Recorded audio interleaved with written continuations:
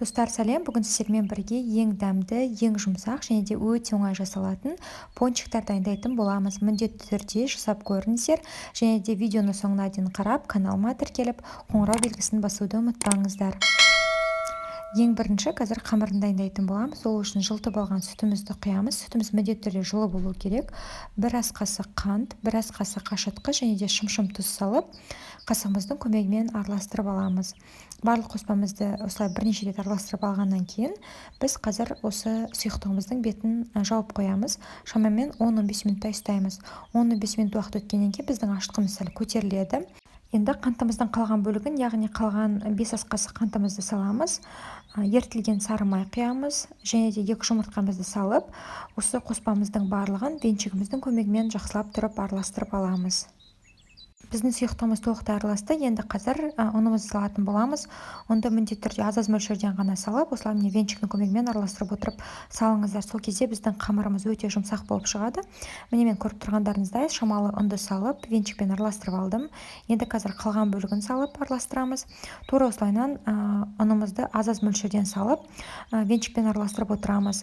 Ұнның мөлшері сіздердің ұныңыздың сортына байланысты, сондықтан да осылайынан аз бөліктен салып араластырсаңыздар, ұнны көп салып қоймайсыздар, өзіңізге қажет мөлшерде ғана саласыздар.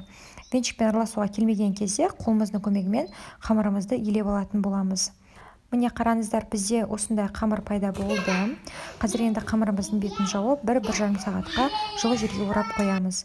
Біздің 1-1,5 сағат уақытымыз өтті. Қараңыздар, қамырымыз жұп-жұмсақ, күшті болып көтерілген.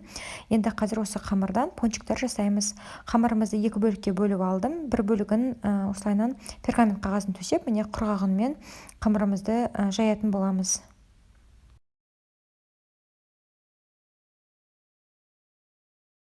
Біздің қамырымыз өте жұмсақ болғандықтан, қамырымыз өте оңай және де жеңіл жайылады. Қараңыздар, міне қамырымыздың қалыңдығы осындай болу керек, шамамен 1-1,5 сантиметр. Енді біз формамен немесе осылайынан бокалдың түбімен осылайынан формаларын келтіріп, дөңгелек қылып кесіп алатын боламыз. Егер сіздерде форма болмаса, тура мен сияқты стакан немесе бокалдың көмегімен осылай кесіп алсаңыздар болады. Барлық қамырды осылайынан қазір дөңгелетіп кесіп шығамыз.